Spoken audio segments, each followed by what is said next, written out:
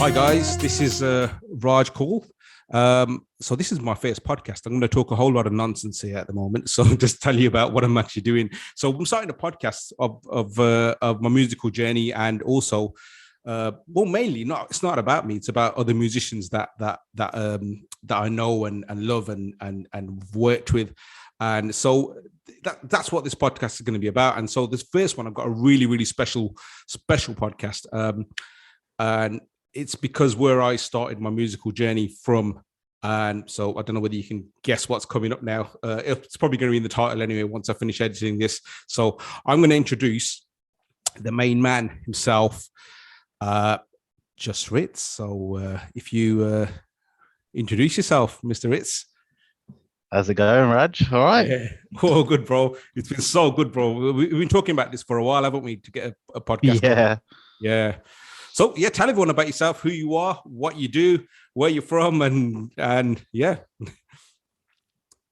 Well, Raj, you've known me for a long time. I'm sure you can do the intro. I have, yeah. No, but so carry on, yeah. After you. So Jus Ritz, music producer, composer, born and bred in the Midlands, and I've known Raj for a very long time. So one of his first releases was on my first release. So it just came, the relationship started from there. Yeah, absolutely. So what, 2000 and this is going back now, isn't it? 2006, maybe 2007. I know we released Natha Glossy and Nia Nibri in 2008, didn't we? Is that right? Yeah. 2008, 2009, yeah, maybe. So 2000. Yeah. No, 2008, because the album came out in February 2009. Yeah, so probably 2008 we met, but I don't quite know. Yeah, so how did we meet at first? I think that's a good question to start off with the show. How did we meet? How did we get there? What have you been up to since we met? And yeah, so carry on. How did we meet? I mean, I'm going to jump in as well, of course. We met. Yeah, we met. Correct me if I'm wrong. Through your music teacher at the time, Minanti. Yeah. So because I knew their family, she knew that I was looking for sort of new up and coming singers, and she said, "Look, I'm teaching someone at the moment. It's great vocals. He's here in the Midlands." And she introduced us, and I remember when you came to my home setup the first time. Actually, I think you were. I just remember you wearing that bright yellow Brazil top. Oh yeah, because I love the color of Brazil. I didn't actually support Brazil. It's just like I love the Brazil color, so I wore that. And you thought it was like straight from India, didn't you? Like, sort of thing. I'm not even saying like there's nothing wrong with the Brazil top and stuff, but I think because it's bright colors are not normally associated with people from here, isn't it? So The reason why I remember it is because you couldn't find my house, but I just remember seeing you go up and down a couple of times in a yellow top, and I was just like, "Who's this geezer?" Yeah, I think I met your dad. You didn't your dad open the door that day? Yeah, my dad was there. Yeah, so yeah, I think it was. And then we went into your actual studio, which I was really impressed because at that time when you were how old are you? Probably 17. Oh, Raj, don't disclose I was young. Yeah, no, I was younger than that. If it was I'm sure we met in 2006, and I was 16 then. So yeah, it was because the first thing that I noticed about you, Ritz, is that just like your drive for music at such a young age, and that's probably the biggest compliment I can give you. Even now, when you're back in music after all these years, that's the main thing is your drive, and I'm so happy to see that you've got that back. That that drive, because music was such it just went through a funny phase, didn't it? Music after a while, didn't it? Yeah. Obviously, I was young. I was production. I was always intrigued about production, so I was always intrigued about from a young age, because I started playing Dol. I started playing bits of Vajja, but I was always, when I was listening to music, I was really always interested in the way that music was actually composed and put together, because people listen to songs for different reasons. People love listening to them for the lyrics, or they like to listen to it because of the music. But whenever I hear music, I hear it in a different way.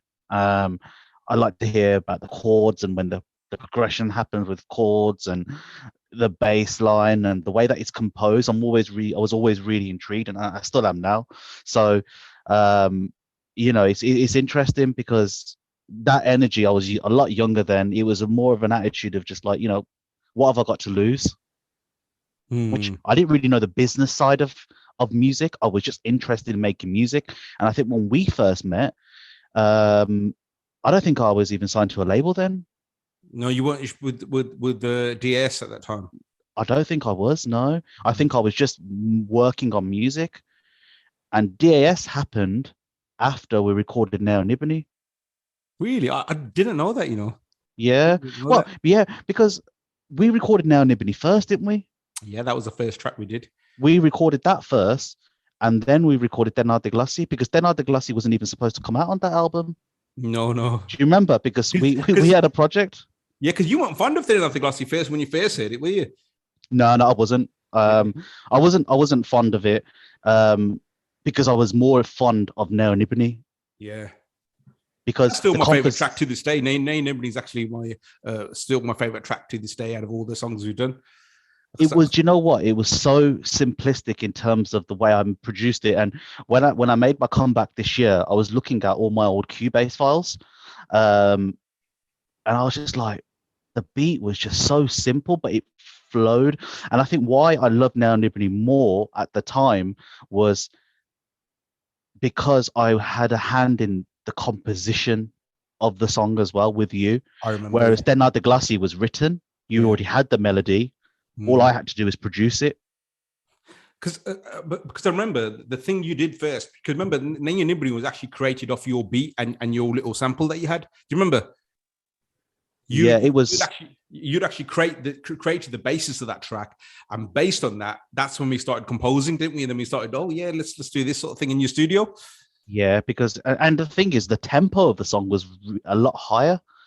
It doesn't seem like it's a lot higher, but it's correct me if I'm wrong. It's about 110 BPM, something along those lines. Mm-hmm. So it's too slow to be a Gidda song or a dance song, but it's too fast for it to be like a Bhangra Jal song. Do you know what I mean? Mm-hmm. So it was a bit of an in between sort of tempo.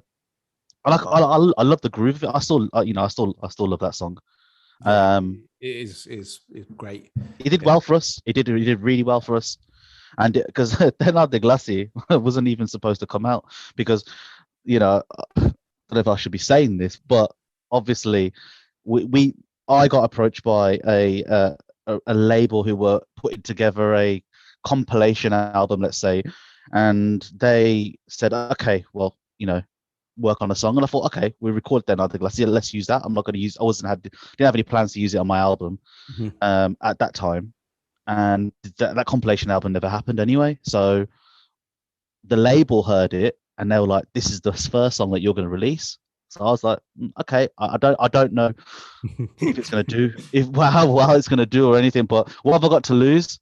Then we did that video shoot, and like you were flying out to India the next day. I remember. Very next day, my sister's wedding in India. So we did the video shoot. And I remember that video shoot was a great laugh, wasn't it? Because it was my first proper video shoot.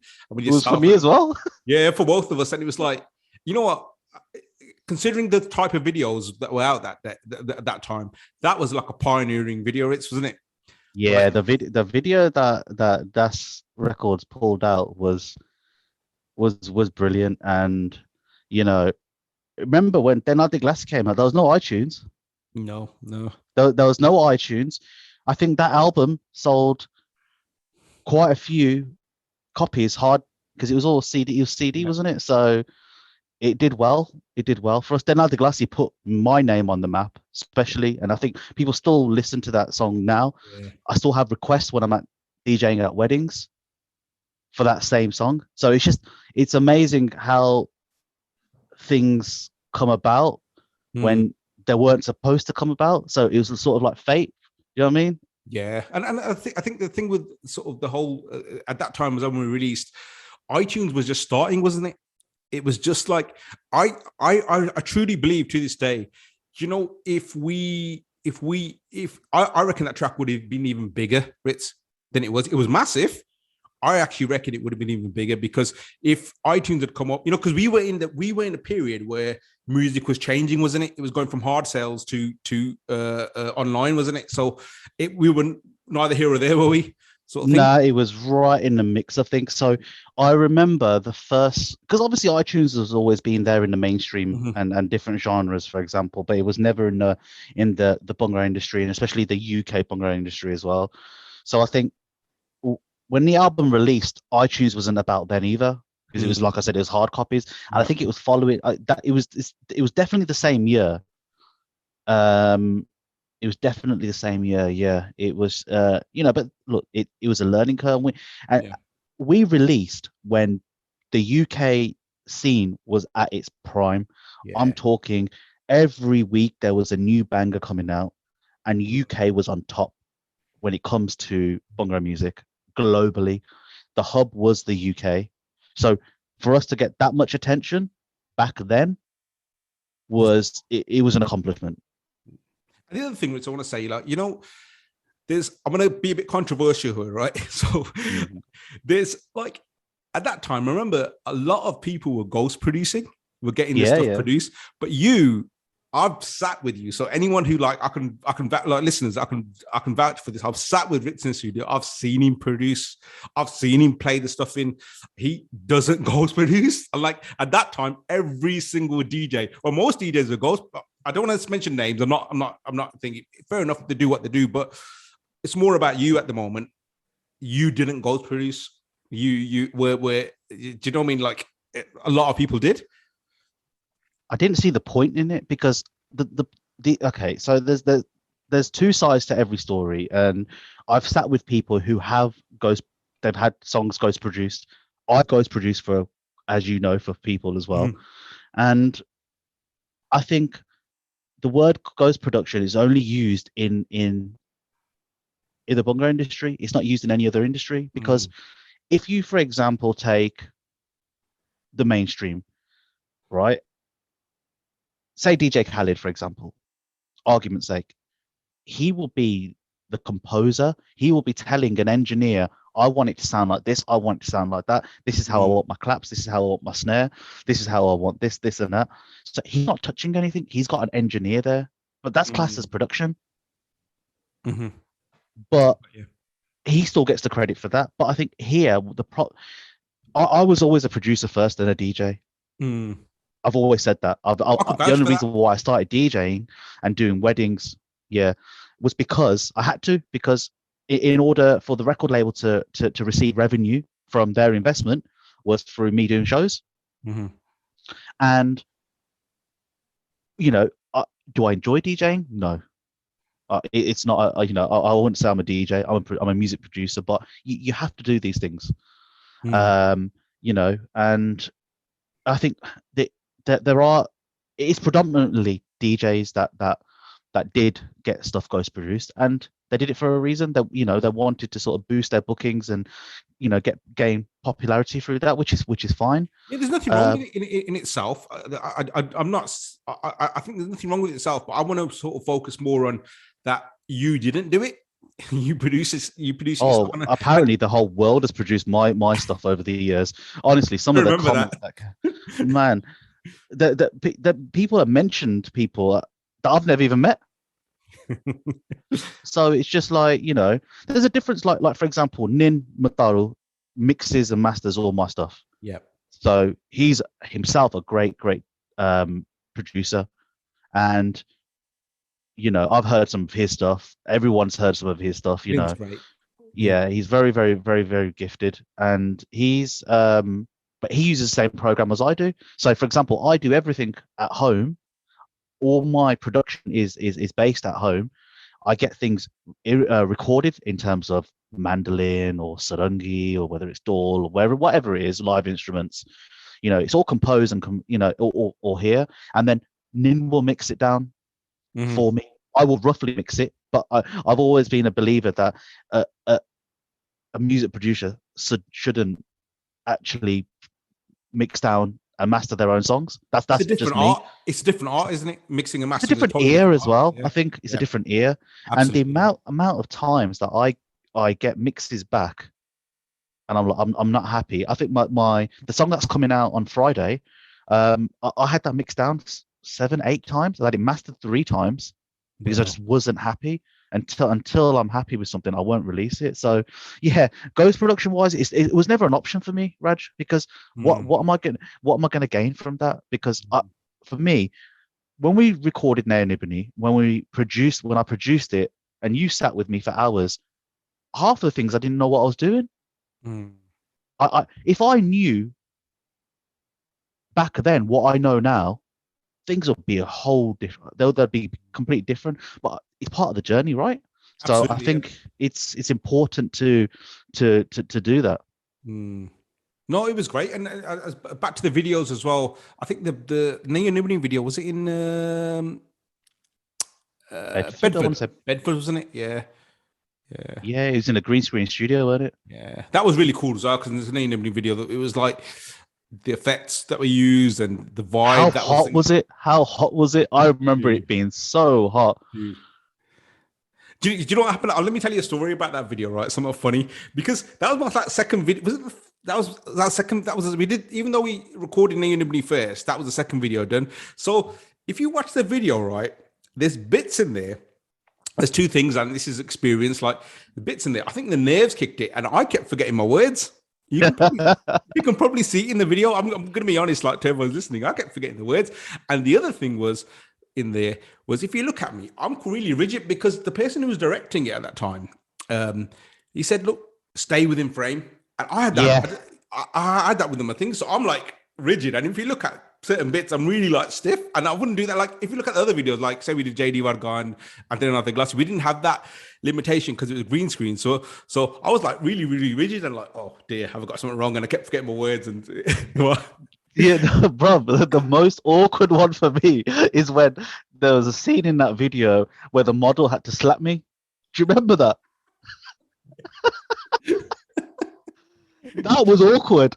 And we had to do it 4 or 5 times. So I got slapped 4 or 5 times. Like, and the thing was, they were getting harder and harder because the first one was like, oh, yeah, I don't want to hurt you, this and that. And the fifth one was a full on guitar. Like, oh, I didn't know that. I honestly yeah. didn't know that. Watch the video again, right? And the thing is, I think they end up using, I think, the first or the second one anyway, because I'm actually when the slap goes to my face, I'm actually smiling because I find it comical. And Yeah. I said to the camera, why am I getting slapped for, man? Raj is the singer, let him get slapped in it. that was good times. That was and again that was a great video. Like sort of, I really sort of enjoyed that whole experience as well. So yeah, and the other song we did was JD Varga. That was quite fun as well, wasn't it? And was that in was that a university again? Was it? No, I was at uni at the time. That was at it was called Zanzibar back then. I don't know what it's called now. Was it in Leicester? Yeah, it's Leicester. Yes, it was in It was Leicester. a Republic, Club Republic, I think it's called now and stuff. Yeah, but that we just had literally a whole club to ourselves. And same with Denada Glassy, was the Q Club. That was Q Club, yeah. The thing I liked about Q Club because it was like an old church, wasn't it? And it's like I remember going to loads of gigs there before that. Yeah, yeah. So yeah, that was huge, man. That was huge. Mm. So it was, yeah, it was huge. JD Vodka was good. That was that you know, that's when I was, because even when the album came out, you know, you're constantly learning as a producer. You're always learning. You know yourself as well, Raj, when it comes to sort of vocally as well.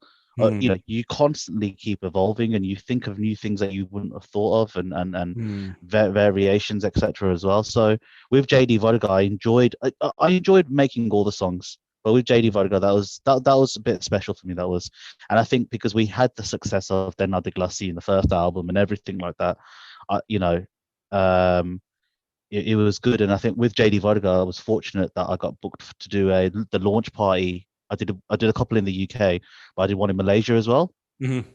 And seeing the response in Malaysia to some of the older stuff was just like, wow, Yeah, it the was good. movement. You know what? I didn't know that. It's like, the movement in Malaysia. I didn't realize that Bhangra was that big. And this is me being ignorant, but now, like, I realize how big the Bhangra scene is in Malaysia. And they actually love UK Bhangra, like traditional UK Bhangra. They still do. Like, no, they do. Yeah, there's I think someone else. What's his name? Rash Frantic. Is it Rash Frantic? He's based in Malaysia. Yeah, he's really good as well. He might be Singapore. But his style sounds very UK Bhangra, like, back like in the 2000s, what we were doing back in the day, and it's like really awesome. The other thing I was going to say to you was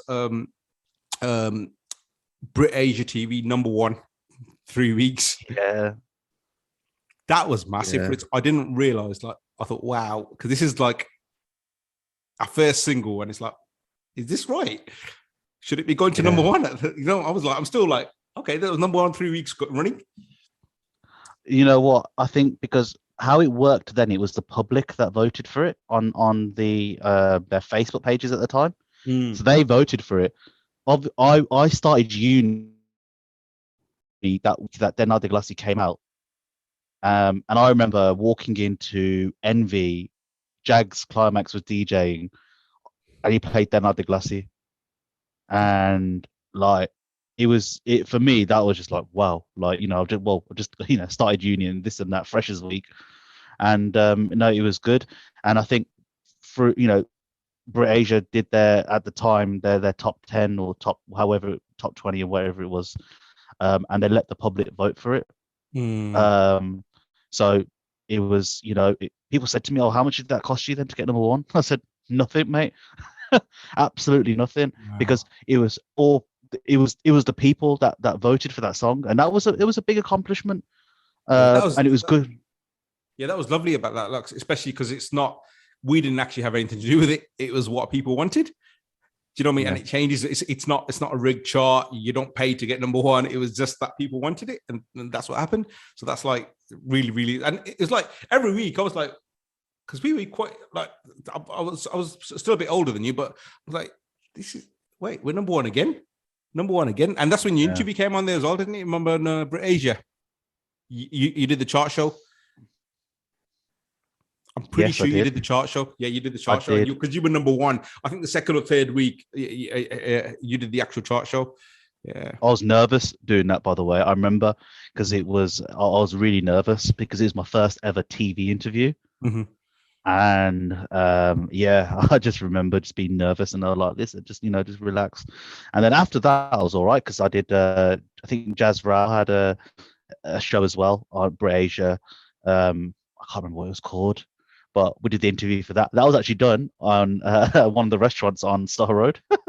Really? Wow. Yeah. So I remember that, and yeah, so it was all right then. But your first TV interview, you do get nervous. I mean, you did one as well for JD Vodka, didn't we? I think we did one. Remember, was it one of the radio shows, one of the TV channels? And you and I went, and we did. Yeah, it was just I think you and I. It was in London somewhere. Do you remember? It was in London. Yeah, I remember. Yeah. That was good fun. I think I still got it recorded somewhere. I think it's on one of the old Skyboxes, which I've got to sort of get off and put it on there. So anyway, I'm going to move on because we don't want to sort of waste time. So I'm going to ask you sort of, do you remember all our gigs we did? What's your favorite gig, or any favorite gig memories you've got of us doing gigs? Oh, there was loads. I really wish that you were at the Malaysia launch party for JD Vodka, because I think you would have loved it. I remember we tried. But it was for whatever reason we couldn't do it. It might be because of my work or something. I think you were studying or you were working at the time, etc. as well. So I think it was a lot to do with that. But favorite.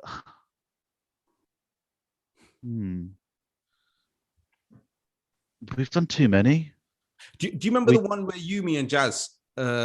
Jazz was a Totally guys, by the way. So brilliant Totally, and you know what? Better than a Totally, he's a lovely guy. Yeah, so nice. I think you and him started together, didn't you, Tol? Is that correct? He was my teacher. Was he? He was my door teacher when I was Wow. 11, 12 years old. Wow. So, and then yeah, obviously, then he started playing for shows. But yeah, which show are you on about? So we went to Leeds, and I had work the very next morning. Like, so I remember Is we it went to Leeds. Bradford? I think it was, no, not Bradford. Bradford, we went with Johnny Tully. Oh yeah, yeah. Yeah, Bradford went with Johnny Tully. So we went to Leeds, and it was like in the night, and it was like this club. And I think at that time it was what's his name? The I've got my brain just froze right now. Yeah, you know, the garage songs that came out in the 90s. Mm. What's his name? Oh, how can I Oh, forget? you're about Stirring the Rotten? Yeah, Surinder Rathan was there. That's, I couldn't forget his name. I'm sorry, Surinder Rathan, if you ever listen to this. Yeah, so I've got a terrible memory, haven't I? But he was there. Remember, Surinder Rathan was there as well, and it was a Leeds gig, and you performed there. Then me and you, Jazz. Then we drove back home. I think I dropped everyone off, and I didn't get home till 4 or 5 o'clock in the morning. Had 3 hours sleep, and then went to work. You were a designated driver all the time. Yeah, it was like I was so tired, but yeah, I think that was a good gig. Cardiff was good. Yeah, Cardiff was good. Yeah. Cardiff was good. We did London countless times. Do you know what? Yeah, go on. I was going to yeah, hold that thought. Do you remember? You know, the Cardiff gig. There's a massive story behind that, because the Cardiff gig, I had a show at Apache's that night. Yeah, it was a wedding. It was someone's like Apache's did a Bollywood quiz night. And so with that Bollywood quiz night, it was me, Bubu, and Nelson in a team. You had teams, and we were performing because it was someone's hen party there as well at the same time. And so we had to perform there. We performed there, and the Bollywood quiz night, we were like, I think it was halfway through the quiz. We were like double or triple points of me, Bubu, and Nelson. And Nelson doesn't know anything about Bollywood, but me and Bubu, right? We were like ahead of everyone, and we had to leave at halftime because we had to go to we had to go to Johnny's Jatte's birthday party. Went there, and this was straight after that. Went there, performed there. Then I picked you up and went to Cardiff. Yeah, that was good. There's missions that we used to do, man. Yeah, it was a good journey. It was a good journey. And you know what I always loved about our gigs together was Neelam's. Remember in Bearwood? Mate, I can't forget that place. And the countless times we used to go to Ladypool Road. Yeah, Ladypool Road, Neelam's. So we used to go for food and get, I think it was like sheik kebabs and naan and stuff like that. So yeah. Do you know what? I remember we did one gig. You know what I was going to say is, I think Chi Bar days as well. The amount of times that I used to DJ at Chi Bar and also like Shanti, remember like Funkshan and stuff like that. Yeah. That was, that was those were the days. Was Chi Bar the one that Paul used to do? No. Which Chi Bar used to do. The Chi Bar was the one that it was like downstairs. No, yes, Sid used to do it. Sid used to do it. Yeah, I saw Sid actually just a few months back. Yeah, do you know what? To be fair, I spoke to him. I saw Paul at the village. Did you? Yeah. The lovely guys, aren't they? The lovely guys. Yeah, well, Paul did a lot for me, Yeah. And well, when the album came out, we did all of the asianball.com, when I was at uni and stuff as well. So it was good. Yeah. No more. It's just my wife asking me for a cup of tea. This is gone now. No, I'm all right now. Yeah. Anyway, so that's about the gig. So we're just going to wrap up. So tell me about what you're doing now, what you're planning to do, and yeah. Yeah, definitely. So obviously, I after releasing a song with Bakshi Billah, John Denner, that was I don't even know what year it was, but it was a long time ago. This year, I made the decision to make a comeback, and we released the 2021 remake of Delena de Glacier as a sort of free download for people. I've had a couple of singles since then as well, and actually, I've got a new single coming out on the 10th of December. Which is good, and I'm just planning and preparing for next year, really. So with the whole production, working with different vocalists and stuff, new up and coming singers, but also established names as well. So it's just more music, lots of music coming out, which is good. Do you know what I do want to say? Like the song that's coming out on was it? It's 8th today, is it? So it's Friday. Yeah. The song that's coming out on Friday. That was probably one of my favorite tracks. The singer who sang that, one of my favorite tracks from the original album, the original album, which was Milla, wasn't it? Mella, yeah. Yeah. Track number 2 that was on the album. Yeah. So Dalveed is actually one of my. He's my Pindu. Yeah. In India, he's from the same band as I am, and that's how we actually sort of put you in contact with. I think Jazz did, didn't he? Yeah, well, he hooked it up. He's the one that got Mella for me, and Jazz actually, which is Raj's cousin, who's one of my good mates. Obviously, he wrote the song that's coming out on Friday as well. Yeah. So he's making his debut on the lyrical writing side. So yeah. It's brilliant. So I really can't wait to hear that on Friday. I'm actually because I actually feel it's got a similar vibe to Milla, like that kind of that kind of vibe to it. So I'm actually really looking forward to that. Without giving too much away. I've heard a little bit of it. I haven't heard the full production. And guys, honestly, I actually love it. So if I love the whole vibe, the music, the lyrics. So please make sure you check it out. Yeah. Anything else, Ritz, before we finish off? Any other topics you want to mention, discuss before we? No, man. Big up yourself. Keep doing what you're doing, man. Obviously, as we're brothers and stuff, you know, I always see the graft that you're putting in. So you keep it up as well. And I think for everyone that's listening, man, keep supporting UK Bhangra music. It's you know, there needs to be more of a scene now. It's other areas around the world are sort of getting highlighted, and I think more and more people are coming out of the UK now. We need more of an industry, like it was back in the day. I think the main thing that I think is so important, what you're saying, is unity. You know, in the UK Bhangra industry. Let's get together. Let's support each other. Let's move forward in together. It's not back in the day. It might have been us, you know, you versus me, or us versus. I'm not about us two. I'm about, like, you know, that kind of mentality. But now, because there's one thing I learned. I was on this app called Clubhouse. Have you heard of it? Yeah. Yeah. So I made a lot of friends on there, like from producers from Canada and America. And what's happened there is it's really quite interesting because. Do you remember? Because the Canadian and American scene is massive now, isn't it? The Bhangra scene, it's almost replaced the UK. Where the UK was, it's almost doing the same thing. Yeah. And one of the reasons why they told me is that, you know, the immigration. So immigration happened late there. So the kids of the people who immigrated in the 90s, that's who's producing the music now. So they had the same thing, which was UK Bhangra were doing, like, you know, how our parents came here, they brought like reggae into it, hip hop into it, garage into it, and so they're doing the same thing now. That's why they're quite on it. So they've still got the cultural side of India, but yet that's the first generation or second generation, would it be, of Indians there? So that was a really interesting thing I learned from them, and they're doing a great job. But Ritz, you keep doing what you're doing, bro. Yeah, keep supporting UK Bhangra. Keep. And you, brother. Yeah. And bless you all. Definitely, it's been a pleasure. Yeah. So thank you so much for your time, and I'll let you go, and I'm just gonna close off.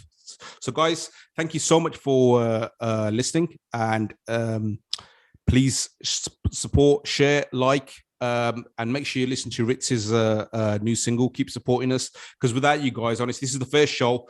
So the more you share it, the more you put reviews on iTunes, on Spotify, the more shows I'll be able to do, and the more guests I'll be able to have. So thank you, and God bless you guys. I'm going to hit the end button, and that's it. I'll leave it. God bless you, Ritz. Speak to you later. Cheers, man. Take care, Raj. Bye. Bye.